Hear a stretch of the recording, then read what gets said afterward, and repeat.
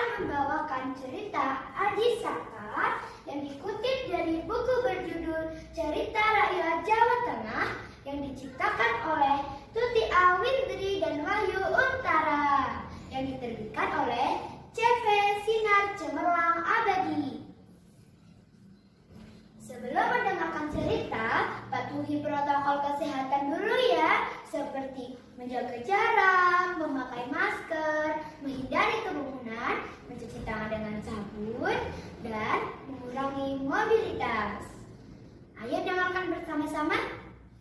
Dikisahkan pada sekitar abad ke-7 Masehi, daerah Grobogan termasuk dalam wilayah Kerajaan Medang Kamulan yang diperintah oleh dinasti Sanjaya atau Syailendra. Salah seorang raja dari dinasti ini adalah Dewata Cengkar, seorang yang konon amat gemar memakan daging manusia. Karena kesukaan Dewata Cengkar yang aneh tersebut membuat rakyat merasa ketakutan. Mereka tidak ingin menjadi santapan sang raja yang haus darah itu. Berbagai cara dilakukan untuk melawan Prabu Dewata Cengkar, tetapi semuanya sia-sia saja. Tak ada seorang pun yang bisa mengalahkan kesaktian Prabu Dewata Cengkar. Pada suatu hari, Aji Saka berniat untuk ke wilayah Medang Kamulan. Ia mendengar perilaku Raja Medang Kamulan yang bernama Prabu Dewata Cengkar yang sangat jahat.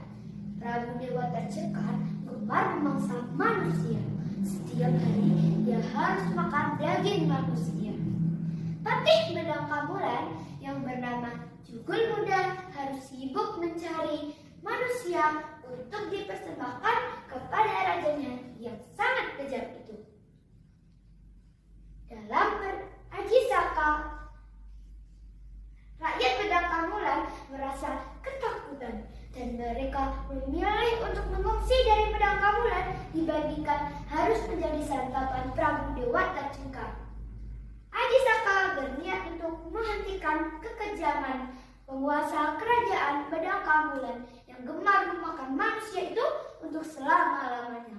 Dalam perjalanan menuju kerajaan Medang Kamulan, Aji Saka dan dua pembantunya tiba di daerah pegunungan Kendeng.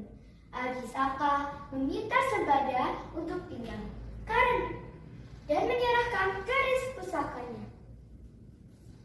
Katanya, "Kutitipkan keris pusaka ini kepadamu. Sekali-kali jangan engkau serahkan keris pusakaku ini kepada siapapun, kecuali hanya kepadaku. Aku sendiri yang akan datang dan mengambilnya." Sembada mengiyakan pesan Aji Saka.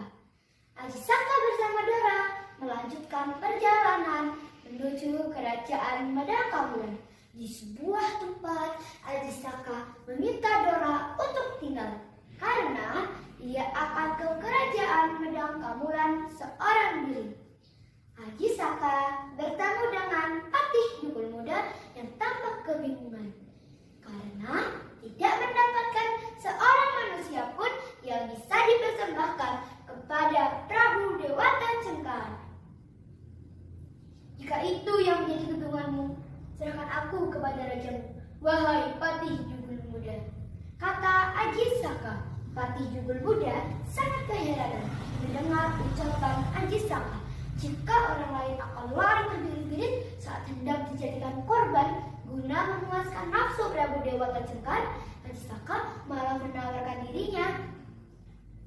Patih Jugul Muda lantas membawa Aji Saka ke istana kerajaan Medang Kamulan. Berbeda dengan orang-orang lainnya yang sangat ketakutan ketika dihadapkan pada Prabu Dewata Cengkar, Aji Saka tampak tenang. Sama sekali ia tidak menunjukkan ketakutannya. Katanya di hadapan Raja Medang Kamulan yang sangat kejam. "Sebelum hamba paduka makan, perkenankan hamba mengajukan satu syarat terlebih dahulu." "Syarat?" Prabu Dewata Cengkar melototkan kedua bola matanya. "Syarat apa yang kau kehendaki?" "Hamba meminta imbalan sembah surban yang hamba kenakan ini?" Jawab Aji Saka. Tak terkirakan gembiranya hati Prabu Dewata Cengkar setelah mendengar syarat yang diajukan Aji Saka. Syarat yang begitu mudah menurutnya, hanya dengan memberikan imbalan tanah seluas surban yang Aji Saka kenakan, ia sudah bisa memangsa Aji Saka.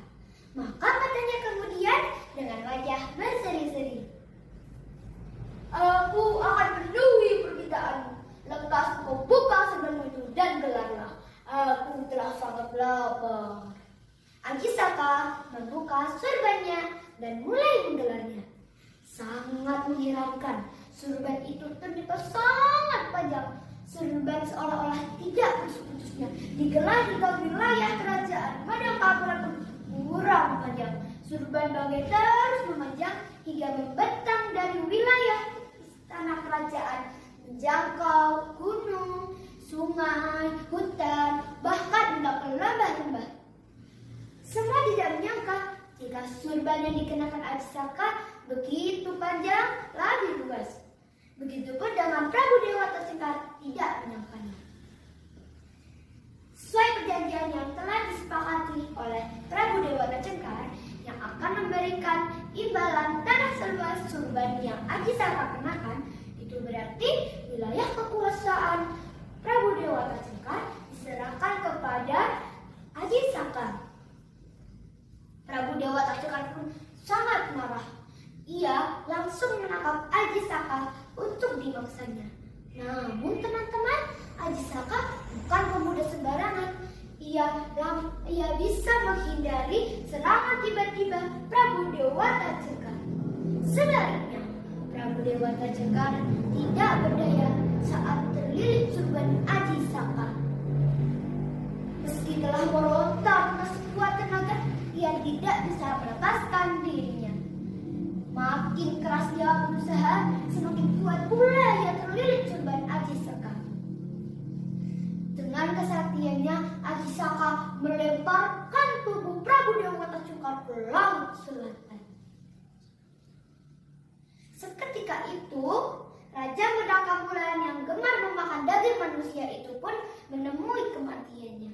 Tak terkirakan gembiranya hati rakyat Madangkabulan setelah mendengar kematian Prabu Dewata Cengkar. Berbondong-bondong mereka kembali ke desa mereka masing-masing. Segenap rakyat pun sepakat menunjuk Aji Saka sebagai pemimpin mereka.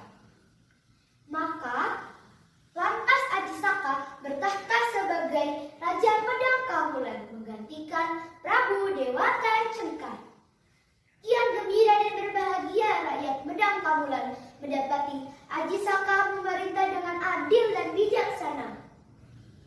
Pada suatu hari, Aji Saka teringat pada keris sakti pusakanya yang dititipkannya di pegunungan Kendeng yang dijaga oleh Sembada. Ia lantas memerintah Dora untuk mengambil keris pusaka miliknya. Berangkatlah Dora memenuhi perintah Aji Saka. Bertemulah ia dengan sahabat dekatnya yang masih tetap setia berada di pegunungan Kendeng. Setelah berbincang-bincang melepas kerinduan, Dora menyatakan maksud kedatangannya.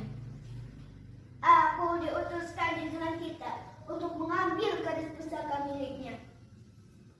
Sembada sama sekali tidak curiga mendengar ucapan Dora. Namun teman-teman, ia tidak bisa memberikan keris pusaka itu kepada Dora, sahabatnya, karena ia dipesankan oleh Aji Saka untuk tidak sekali-kali memberikan keris pusaka itu kepada siapapun. "Untuk engkau ketahui, wahai Dora sahabatku, aku diutus junjungan kita untuk tidak sekali-kali menyerahkan keris pusaka itu kepada siapapun, kecuali hanya kepadanya saja. Junjungan kita itu pernah berjanji kepadaku akan datang dan mengambilnya sendiri." "Sembada sahabatku, apakah engkau mencurigai aku? Demi Sang Hyang Dewata Agung, aku bersungguh-sungguh menjalankan perintah junjungan kita," ujar Dora untuk meyakinkan. Namun teman-teman, Sembada tidak menyerahkan keris pusaka milik Aji Saka. Sembada tetap bersikeras hanya akan memberikan keris pusaka itu kepada Aji Saka. Sementara Dora tetap bersikeras akan meminta keris pusaka itu sesuai perintah yang diterimanya. Keduanya saling bersikeras hingga terjadilah perselisihan di antara dua sahabat itu. Perselisihan itu makin meruncing hingga terjadilah pertengkaran di antara mereka. Aji Saka terus menunggu di kerajaan Medangkamulan. Benar-benar heran dia karena Dora yang diutusnya belum juga kembali. Menurutnya, Dora seharusnya telah kembali. Karena keheranan dan penasarannya, Aji Saka lantas bergegas menuju pegunungan Kedeng. Sesampainya di sana, Aji Saka sangat terkejut mendapati dua pembantu setianya telah tewas. Karena pusaka masing-masing, mengertilah Aji Saka jika kedua pembantunya telah bertarung demi menjaga amanat mereka. Sembada akan mati-matian, tidak menyerahkan keris pusaka itu kepada siapapun. Begitupun dengan Dora akan mati-matian pula meminta keris pusaka itu. Aji Saka sangat merasa bersalah atas tewasnya dua pembantu setianya. Benar-benar ia terharu dan memberikan penghormatan besarnya kepada Sembada dan Dora yang telah setia kepadanya. Keduanya rela mati demi menjaga amanat yang mereka emban. Sebagai wujud penghormatan besarnya, Aji Saka menuliskan huruf-huruf di atas batu.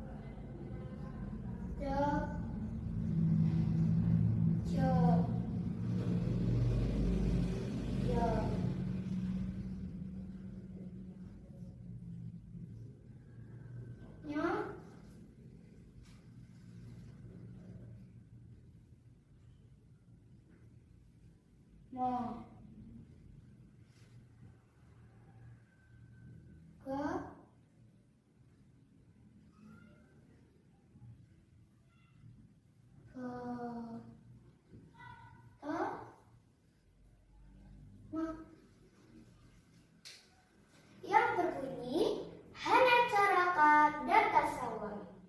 Pada jayanya naga pertama. Makna tulisan Aji Saka adalah ada utusan. Utusan itu saling bertengkar. Keduanya sama-sama sakti. Keduanya pun mati bersama. Tulisan Aji Saka kita kenal dengan nama carakan yang menjadi asal mula huruf Jawa. Nah, begitu ceritanya teman-teman. Pesan moral yang bisa kita ambil adalah memegang dan menjalankan amanat dengan baik dan sekuat yang kita bisa. Orang yang menjalankan amanat dengan baik akan mendapatkan penghormatan di kemudian hari. Sampai jumpa di lain waktu. Wassalamualaikum warahmatullahi wabarakatuh. Dah.